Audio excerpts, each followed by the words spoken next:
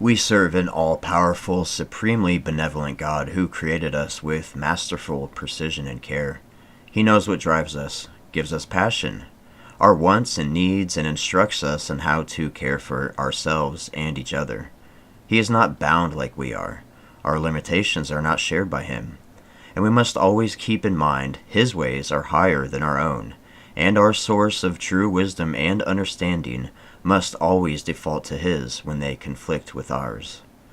The information contained here may seem counterintuitive at first, but like our Eating Clean video, it is a theme that runs throughout the entire biblical narrative, from Genesis to Revelation. This series is about sanctification, and the topic here today is the subject of the very first thing that God specifically sanctified in the Bible. Genesis 2, Thus the heavens and earth were finished, and all the host of them. And on the seventh day God ended his work which he had made, and he rested on the seventh day from all his work which he had made. And God blessed the seventh day, and sanctified it, because that in it he had rest from all his work which God created and made. Biblically, the seventh day is Saturday. This is the day that God sanctified. Not Thursday, not Sunday, Saturday. God here did not get tired and need to rest. He was showing how we as people were to maintain our bodies and relationship to him. We were created to share in paradise and tend to the garden and animals. When we fell due to disobedience, part of the curse was we would have to work hard for our sustenance. God knew there was a real possibility we would deteriorate from overwork if he had not built in this safeguard. The Sabbath is a day to rest in this fallen world, a day to recuperate our bodies, our minds, and to rejuvenate our souls. He also knew we could lose sight of our ultimate goal had we not had this weekly appointed time to get close to him and those we love around us. He tells us, this is the day, the seventh day, that I want to meet with you. Imagine if our friend said, hey, let's get together and meet and have coffee on Monday, yet you show up on Wednesday. The friend says, hey, I didn't see you there for our meeting. And you say, well, Wednesday just ended up working better for me. It's the same for God. He has given his day of meeting and rest, and I promise you will be blessed if you show up at the time he says he wants to meet. The Sabbath was so important that God not only gave us this example from the origin of creation, he also instituted it as one of the Big Ten. The fourth commandment is to observe the Sabbath. He even starts this commandment with remember, as if it would be forgotten or done away with. Quote, remember the Sabbath day, to keep it holy. 6 days you shall labor and do all your work, but the seventh day is the Sabbath of the Lord your God. In it you shall not do any work, you, or your son, or your daughter, your male servant, or your female servant, or your livestock, or the sojourner who is within your gates. For in 6 days the Lord made the heaven and earth, the sea, and all that is in them, and rested on the seventh day. Therefore the Lord blessed the Sabbath day and made it holy. This is an essential time to leave the world behind and renew our relationship with him. The Book of Jubilees tells us that when we keep the Sabbath, we are doing so with God himself and the angels in heaven, as they also celebrate this divine time with us. And all the angels of the presence and all the angels of sanctification, these two great classes, he has bid us to keep the Sabbath with him in heaven and on earth. And he said unto us, behold, I will separate unto myself a people from among all the peoples, and they shall keep the Sabbath day. And I will sanctify them unto myself as my people, and will bless them as I have sanctified the Sabbath day. And do sanctify it unto myself, even so will I bless them. And they shall be my people, and I will be their God. And thus he created therein a sign in accordance with which they should keep the Sabbath with us on the seventh day, to eat and to drink and to bless him who has created all things, as he has blessed and sanctified unto himself a peculiar people above all peoples, and they should keep the Sabbath together with us. As we see here, the Sabbath is a sign or a mark for his people. As we talk about end times prep, we are all aware of the beast's mark, but God marks his people too, to sanctify us. Exodus 31, Speak thou also unto the children of Israel, saying, Verily my Sabbaths you shall keep, for it is a sign between me and you throughout your generations, that you may know that I am the Lord that does sanctify you. Wherefore the children of Israel shall keep the Sabbath, to observe the Sabbath throughout their generations, for a perpetual covenant. It is a sign between me and the children of Israel forever. Unquote. As we read, his sign isn't just the Sabbath, but rather the Sabbaths. Yes, the weekly Sabbath is one of them. His holy feast days are also Sabbaths. Jubilees also informs us that these are likewise kept in heaven by the angels at their appointed time. When we celebrate these times, we are literally partaking in a heavenly party, connecting the spiritual realm to the earthly realm in a powerful union. This is what Exodus 13 says about the feast of Passover and unleavened bread in regards to that mark or sign. It is placed on the exact location that the mark of the beast's mark will be placed on the head and on the hand. Quote, My Sabbaths you shall keep, for it is a sign between me and you throughout your generations, that you may know that I am the Lord your God that does sanctify you. And that shall be for a sign upon your hand, and as frontlets between your eyes. For by the strength of hand the Lord brought us forth out of Egypt. The same is said of the commandments in Deuteronomy 6. And these words which I command you today shall be in your heart. You shall teach them diligently to your children. You shall talk of them when you sit in your house, when you walk by the way, when you lie down, and when you rise up. You shall bind them as a sign on your hand, and they shall be as frontlets between your eyes. Unquote. And this may be our ultimate defense of the mark of the beast, keeping his Sabbath day, feast days, and his holy commandments. I believe those that are doing these things with a pure heart are not at risk of succumbing to the mark of the beast. Sadly, these are the exact things that most Christians believe are done away with, and I believe will be part of the reason so many will be deceived and fall away in the last times.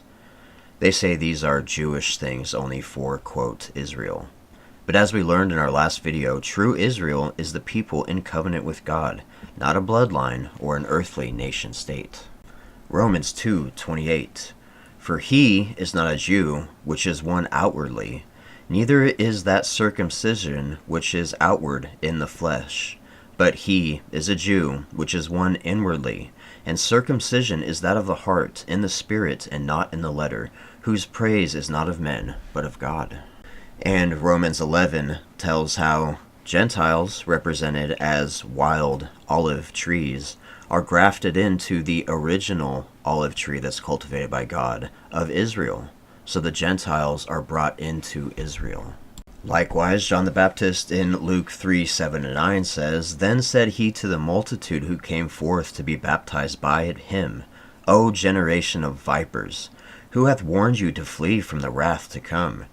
Bring forth therefore fruits worthy of repentance, and begin not to say among yourselves, We have Abraham as our father. For I say unto you, that God is able to take these stones to raise up children unto Abraham. And now also the axe is laid unto the root of the trees. Every tree, therefore, which bringeth not forth good fruit is hewn down and cast into the fire. In Galatians, the point is driven home even further. Quote, Therefore, know that only those who are of faith are sons of Abraham. And now to Abraham and his seed were the promises made. He does not say, and to seeds, as of many, but as of one, and to your seed, who is Christ. And there is neither Jew or Greek or Gentile. There is neither slave nor free. There is neither male nor female. For all of you are one in Yeshua the Christ. And it is by belief in Christ and following after him that we are Israel. Bloodline is unimportant. 1 Corinthians 7:19 says what it is we're supposed to do to follow after Yeshua to be counted as a seed. Quote, Circumcision is nothing, and uncircumcision is nothing, but the keeping of the commandments of God. That's what's important. It's not about being a Jew or a Gentile. Circumcision here means a Jew. and uncircumcision is a euphemism for a Gentile. And Yeshua is the one that brings us all together, and he is also at the center of the Sabbaths, commandments, and feast days. One tragedy of Christians abandoning the Sabbath days is they miss out on the depth of knowledge of the Messiah present within these sacred times. They were all created and instituted around Christ himself. They are a roadmap to redemption, and within them is the template for his first and second comings. As I've been keeping these Sabbaths, my understanding of God and Yeshua have grown tremendously. My previous videos have touched on these facts, but in future videos I will be breaking down each feast in detail and how they relate to Yeshua's plan of redemption, their relations to the end times, and Christ's appearances. So stay tuned for that. After God led the people out of Egypt through the holy day of Passover, he took them through the wilderness and gave them manna to sustain them on their way to Mount Sinai, where he would fully reveal his law to them. This is where we see the next reference for the Sabbath day. The people were instructed to gather the manna, but to get double so that they would not be collected on the day of rest in Exodus 16:23-29. Exodus 28 through 11, he reminds the people that they are to observe the Sabbath, keep it holy, because God rested the seventh day and blessed it and hallowed it. In Exodus 31:14-16, we see how important it is to God. You see different sins in the law had different punishments. The most serious carried the death penalty. The violation of the Sabbath carried this punitive action, stressing how grievous a violation it was. It also says here again that it's for all generations and a perpetual covenant. Exodus, Deuteronomy, and Leviticus give the rules for the feasts and the Sabbath, but these are outside the scope of this presentation. I invite you to study this for yourself as you strive to become sanctified. One often overlooked regulation that I will touch on is that the land is to have a Sabbath as well. Every seventh year, no crops are to be sown, so that the land can rest and recover as well. And science has proven this amazing fact, and this rest has the effect of not depleting the biome and nutrients in the soil from over-farming. In the seventh year, all debts would also be forgiven, and all servants would be allowed to go free if they so chose, providing them with substantial provisions as they were set free, along with their families. However, Israel continually fell away from the Sabbaths and the holy days, and we see in Nehemiah that the people were buying and selling and profaning the Sabbath days in Nehemiah 13:19-22. He commanded the gates of the city to be closed to avoid marketplaces being open and people bringing in goods to guard these people from transgression. It is the job of prophets to bring the people back into obedience, so that curses do not come from breaking God's holy law. However, the people did not heed the warnings, and he told them that they would be taken into captivity for not letting the land rest and having its Sabbath. Their slavery would be equivalent to the years they did not let the land rest. Quote, "And the Lord God of the fathers sent to them by his messengers, rising up betimes and sending, because he had compassion on his people and on his dwelling place. But they mocked the messengers of God and despised his words, and misused his prophets until the wrath of the Lord arose against his people, till there was no remedy.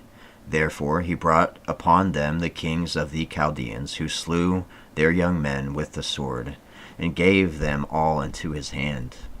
And them that had escaped the sword carried he away to Babylon, where they were servants to him and his sons until the reign of the kingdom of Persia, to fulfill the word of the Lord by the mouth of Jeremiah, until the land had enjoyed her Sabbaths. For as long as she lay desolate, she kept her Sabbath, to fulfill 70 years. 2 Chronicles 36. When the law was given in Exodus 20:10, it said it was for the Israelites, and the foreigner residing with them should also abide with the Sabbath. Again, in Isaiah, it is stressed that it was to be kept by the Gentiles that wished to be in covenant with the Most High. Quote, "Also the sons of the stranger that join themselves to the Lord to serve him and to love the name of the Lord to be his servants, every one that keepeth the Sabbath from polluting it and taking hold of my covenant." Isaiah 56:6. The Hebrew words for covenant and Sabbath and seven are deeply intertwined. They share a linguistic root. They are phonetically similar. And there's a theological connection to completion and divine commitment. 7 signifies fullness. 7ing oneself signifies a binding covenant, and the Sabbath day is the day that seals that covenant through rest. This covenant on the 7th day, the Sabbath, is for Jew and Gentile. It is for everybody that wants to be in covenant with the Most High. Isaiah also foresees the millennial reign, where all people will come to worship Yah, and he says the Sabbath will be in effect in that time. These 2 verses should dispel all myths that it is only for blood-born Israel, and that it has been done away with. And it shall come to pass that from one new month to another, and from one Sabbath to another, shall all flesh come to worship before me, saith the Lord. Isaiah 66:23. Zechariah 14:16-19 also confirms the Feast of Tabernacles will also be in effect here in the millennial reign, and it is for all peoples. Why would God give these Sabbaths and say they are eternal, to be kept by anyone who wishes to be in covenant with him? And we see they will be in effect when Yeshua comes back and God's kingdom is here, and then turn around and say they aren't for us Gentiles and they've been done away with. It makes no sense. Quote, Then the survivors from all the nations that have attacked Jerusalem will go up year after year to worship the King, the Lord Almighty, and to celebrate the Feast of Tabernacles. If any of the peoples of the earth do not go up to Jerusalem to worship the King, the Lord Almighty, they will have no rain. If the Egyptian people do not go up and take part, they will have no rain. The Lord will bring on them the plague he inflicts on the nations that do not go up to celebrate the Feast of Tabernacles. This will be the punishment of Egypt and the punishment of all the nations that do not go up to celebrate the Feast of Tabernacles. Unquote. More so, Yeshua himself said this about the time leading up to the millennial reign, the appearance of the Antichrist, and the tribulation, confirming that the Sabbath is expected to be in effect even before his second coming. So according to Yeshua himself, he didn't do away with or annul this commandment of the covenant. Matthew 24, quote, As Yeshua was sitting on the Mount of Olives, the disciples came to him privately. Tell us, they said, when will this happen? And what will be the sign of your coming and of the end of the age? Yeshua answered, Watch out that no one deceives you. So when you see standing in the holy place the abomination that causes desolation spoken of through the prophet Daniel, let the reader understand. Then let those who are in Judea flee to the mountains. How dreadful it will be in those days for pregnant women and nursing mothers. Pray that your flights will not take place in winter or on the Sabbath. Unquote. So let us now look at the New Testament and examine if any of Yeshua's teachings or the apostles say that the Sabbath has been done away with. The first account we will look at is in Matthew 12, which is paralleled in Mark 2 and Luke 6. Here Yeshua and his disciples are walking through a grain field and picking as they walked. The Pharisees were there and saw them, and they accused them of breaking the Sabbath. What we see here is a familiar scene in Yeshua's interactions with them. The Pharisees had built safeguards around God's law by their own oral traditions or laws that they put in place. Sadly, many of these prohibitions and rules directly contradicted God's own law and completely missed the spirit of the law. Their claim was that he was violating the Sabbath by picking grain, an action that they considered work. The fact is, he did not violate the Torah. There is no law in the Old Testament that classifies picking some kernels of grain as working on the Sabbath. Additionally, we know that he was not stealing either. We read in Deuteronomy 23:25 that picking grain by hand from a neighbor's field is lawful as long as you don't take too much by using a sickle. Leviticus 19:9-10 commands farmers to leave portions of their field unharvested, so that the needy and travelers can glean, that is, take some, so that they may eat. He then tells them that even if their oral law was binding, he still would not be guilty, citing examples of violations of the law and Sabbath for a higher cause.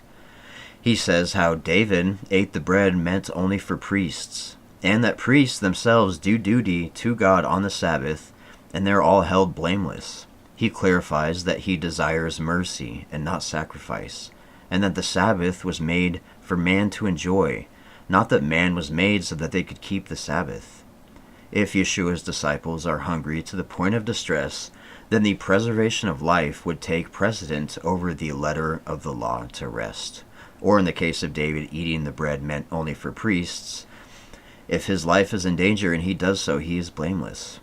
He declares that he is guiltless, and that he is the Lord over the Sabbath, and greater than the temple where the priests served. We've covered how Yeshua is the true temple, and that the earthly temple was foreshadowing him. And we see in John 1:14 that Yeshua is the Word made flesh, pre-existing creation, and was the Word God spoke to make the universe. Additionally, many theologians believe it was Yeshua walking in the garden in Genesis 3:8. And it was he who was in the burning bush who actually gave the law to the Israelites along with angels. Not only did he give the law, he is the law. He is the Torah made flesh. So we can see with all of this that he was telling the Pharisees he is the embodiment of the Torah, greater than the earthly temple, and gave the Torah on Sinai. He was not saying he could break the law or Sabbath for no reason, but was also stressing that the law was a guide for life and love. If the Sabbath were to be broken in the pursuit of preserving that life, it could be justifiable, and that he had the ultimate authority to give his halakha, or interpretation or clarification, of the correct application on the law. Their oral law was not the authority on the correct use of the law. He was making it clear on the correct use of the Sabbath, as the Lord of the Sabbath, the one who made creation and gave it in the first place. Directly after this, he solidifies his point further, again paralleled in Mark and Luke. He heals a man on the Sabbath. The preservation of life and health was greater than their oral law, regulations which ignored this higher principle. It is good to do good on the Sabbath. Infuriated with him, undermining their authority, it says they plotted on how to destroy him. And this was a main point of contention between him and the Pharisees. I'll put on the screen several more examples of Yeshua healing on the Sabbath. He points out their hypocrisy and says, if you have an animal that falls into a ditch, would you not bring them out? So how are they going to accuse him of doing wrong for simply healing somebody on the Sabbath? In John 5, we read that Yeshua cures a man that was unable to walk. And he said to him, rise, take up thy bed, and walk. And immediately the man was made whole and took up his bed and walked, and on the same day was the Sabbath. The Jews therefore said unto him that was cured, it is the Sabbath day. It is not lawful for you to carry the bed. The man departed and told the Jews that it was Yeshua which had made him whole. And therefore did the Jews persecute Yeshua and sought to slay him, because he had done these things on the Sabbath day. Again, there is no Torah commandment to not heal on the Sabbath, nor to take up a bed and walk.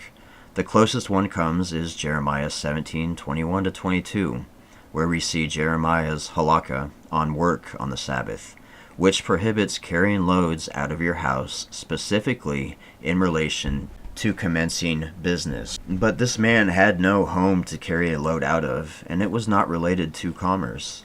Additionally, the type of bed that was used in ancient Israel were small mats that were not heavy like our modern mattresses. Again, there was no Torah violation here, only a violation of the non-binding rabbinical interpretation of the law. Yeshua points out more hypocrisy in John 7, where they accused him of being unrighteous for healing on the Sabbath. And he rightly points out how they circumcise on the Sabbath, and they are held blameless. How would it be possible that healing would be considered work when circumcision is not? There are also a plethora of examples of Yeshua and his disciples keeping Sabbath days and feast days as shown here, including after Yeshua was crucified, showing how his death and resurrection did not do away with these things as some Christians proclaim. As we look at these passages on the screen, we should note that in several of them it was Jews and Gentiles enjoined together on the Sabbath, showing that it was not just for the Jews as many Christians portray. In fact, in Acts 15, Gentiles were specifically commanded to learn the Torah every Sabbath gathering as they entered into the sanctification stage of the equation of salvation.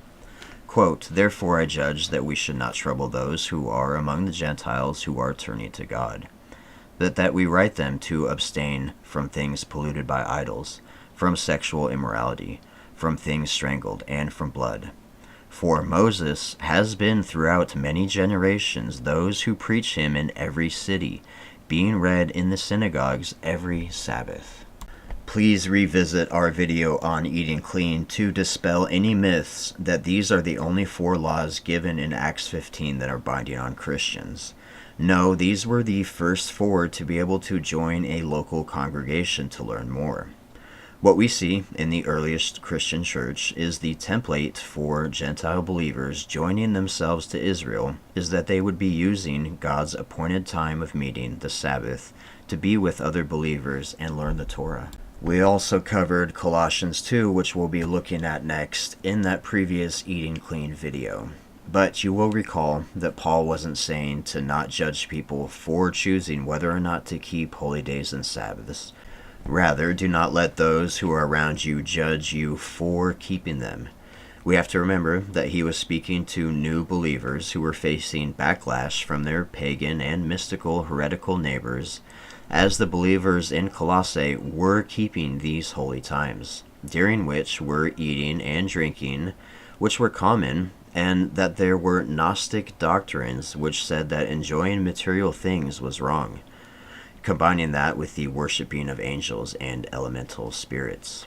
Paul was saying that it is good to enjoy material pleasures while keeping these joyous times. Don't worry about your pagan Gnostic community members who are giving you a hard time for feasting on Sabbaths. Quote, "And having spoiled principalities and powers, he made a show of them openly, triumphing over them. Let no man therefore judge you in meat or in drink or in respect of a holy day, or of the new month or the Sabbath days, which are a shadow of things to come, but the body is of Christ. Let no man beguile you of your reward in a voluntary humility and worshipping of angels, intruding these things which he has not seen, vainly puffed up in his fleshly mind, and not holding the head, from which all the body by joints and bands having nourishment ministered and knit together increaseth with the increase of God. Wherefore, if you are dead with Christ from the rudiments of the world, why, as though living in the world, are you subject to ordinances, touch not, taste not, handle not, which all are to perish with the using, after the commandments and doctrines of men, which things have indeed a show of wisdom in will, worship, and humility, and neglecting of the body, not in any honor of the satisfying of the flesh." Paul here issues a series of 3 warnings linked together to identify the same source of danger. The terminology in 2:8 and 18, before and after the passages in question, clearly identifies Gnosticism, and just as clearly rules out Judaism. It therefore would make no sense to read Judaism into verse 16. The main point of verses 16 to 17 is that the Colossians should not allow these heretics to judge them. The emphatic statement is linked to the previous context by the conjunction therefore. The point is that since Christ wiped out the debt of our sin and disarmed principalities and powers by his death, angel worship, the climbing of the ladder of emanations in Gnosticism, to work one's way up to God, the idea behind Gnostic angel worship, was unnecessary and inappropriate. The false humility in verse 18 involved ascetic practices of Gnosticism. As explained in the book A Linguistic Key to the Greek New Testament, quote, "The consequences of this ascetic practice is entrance into the heavenly realm," unquote. These Gnostics thought that by depriving themselves of food and drink, they were being made pure so that they could ascend the ladder through angels up to God. We'll read from the Exegetical Dictionary of the New Testament about this and the elemental spirits. Quote, "This philosophy, regarded these spirits as powers capable of preventing a person from attaining the fullness of salvation if that person did not submit to them by following certain religious practices such as the worship of angels and partial renunciation of food, unquote.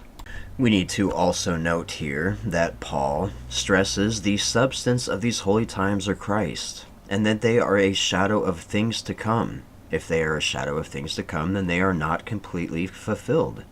Christ had come to fulfill the spring feasts, but his second coming will fulfill the fall feasts in the future. And we'll cover that here in a minute with Hebrews 4. But first, let's look at Romans 14. Romans 14:5 is another verse that people use to justify the Sabbath being abolished. But as we covered in our food video, we see that this is clearly speaking about fast days and vegetarianism. So revisit that video to learn more about that if you choose. Hebrews 4. Therefore, since a promise remains of entering his rest, let us fear lest any of you seem to have come short of it. For indeed the gospel was preached to us as well as to them, but the word which they heard did not profit them, not being mixed with faith in those who heard it. For we who have believed do enter that rest, as he has said, so I swore in my wrath, they shall not enter my rest, although the works were finished from the foundation of the world. For he has spoken in a certain place of the seventh day in this way, and God rested on the seventh day from all his works. And again, in this place, they shall not enter my rest. Since, therefore, it remains that some must enter it, and those to whom it was first preached did not because of disobedience. Again, he designates a certain day, saying in David, today, after such a long time, as it has been said, today, if you will hear his voice, do not harden your hearts. For if Joshua had given them rest, then he would not afterward have spoken of another day. There remains, therefore, a rest for the people of God. For he who has entered his rest has himself also ceased from his works as God did from his. So we can see that he's speaking of the times of Joshua when they were about to go into the Holy Land. But the people did not trust in God, and they were disobedient. So the rest that was promised to them did not come. This is why it is essential to have obedience plus faith. To enter into God's rest is to rely on him and to cast our burdens onto him. But this passage also says to rest from our labors on the seventh day, just as God did. In our context, that is speaking about the weekly Sabbath. But we also have to remember that there is a rest to come, and this is on God's week, the 7,000 years of creation. After 6,000 years of laboring and toiling, there will be that millennial reign when we will have that ultimate rest, the actual fulfillment of Israel, the landmass of the new Jerusalem that comes down, when we will have that peace with God himself, which is the ultimate fulfillment of the Sabbath, the 7,000th year, the millennial reign, when Christ will come down and reign with us. Belief and following after Yeshua is ultimately what will get one into the New Jerusalem, as Yeshua himself points out in Matthew 11:28-30. Come to me, all you who labor and are heavy laden, and I will give you rest. Take my yoke upon you, and learn from me. For I am gentle and lowly in heart, and you will find rest for your souls. For my yoke is easy, and my burden is light. Some Christians will say, see, Yeshua is my rest, so we don't need the Sabbath. But just because you have faith, how would that annul the expectation to follow God's commandments, as laid out in Acts 15 and many other New Testament passages? Does faith itself make you a superhuman, incapable of getting tired, overworking, and burnout? One of the purposes of the Sabbath. How would Yeshua's statement here annul the Father's everlasting perpetual mark of the covenant through the Sabbath, especially considering Yeshua said his doctrine comes from the Father, and he and the Father are one? It's incomprehensible. In our last video on Paul, we discovered that in Galatians 4, he was criticizing the new believers for participating in Roman holy days to avoid persecution. They were turning back to their old gods' holy days and festivals, which the Romans forced on all except the Jews to partake in or be severely punished. Some believers there had sought entrance into Judaism to avoid this idolatry forced on them by the Roman Empire. However, this form of Judaism rejected the Messiah and thought that Abraham, through the mark of physical circumcision, carried an atoning value that Paul vehemently repudiated. Quote, "But then, indeed, when you did not know God, you served those which by nature are not gods. But now, after you have known God, or rather are known by God, how is it that you turn again to the weak and beggarly elements to which you desire again to be in bondage? You observe days and months and seasons and years. I'm afraid for you, lest I have labored in vain." The days, months, seasons, and years that they're observing, which he says that you should not, is the Roman pagan festivals that were forced upon them. Sadly, this pattern of events continued, and as the Roman Empire expanded and consumed the original Christianity, they started chipping away at God's appointed days and replacing them with their own, which we will cover momentarily. First, we must defend one more assertion by mainstream Christianity. Some Christians argue the Lord's Day, mentioned a mere one time in Scripture, supersedes the Sabbath. It is used in Revelation 1:10. Quote, "I was in the Spirit on the Lord's day, and I heard behind me a loud voice like a trumpet." Unquote. This is the only passage, and there is absolutely nothing in this verse to indicate such a change. Similarly, the meeting of people on the first day in Acts 27 and 1 Corinthians 16:2 in no way signifies such a transference from Saturday to Sunday Sabbath. I do agree we should find rest in Christ every day, and that we should pray and worship Him any day that we can. This is not reserved for the Sabbath day only. So although we see a couple instances of Christians meeting on the first day, there are so many more where they met on Shabbat, 84 times in the book of Acts alone. So then to claim this one mention of the Lord's Day, or them meeting on the first day of the week 2 times, is somehow proof of a Sabbath change, is the very definition of eisegesis, and is extremely disingenuous to the text. What we do know for sure is that the Roman Empire worshipped the sun god as Apollo, Mithra, and Sol Invictus as their main gods, and that the emperor was the embodiment of these gods. The Christian church started as a Jewish movement and was heavily persecuted by the Roman Empire until it merged with Christianity and co-opted the original religion, turning it into something new, now sponsored by the Roman state around the 4th century. Constantine was the main figure responsible for this transition, turning the seventh-day Sabbath to the venerable day of the sun, Sunday. Encyclopedia Britannica, under the article Sunday, says, "It was Constantine who first made a law for the proper observance of Sunday, and who appointed that it should be regularly celebrated throughout the Roman Empire."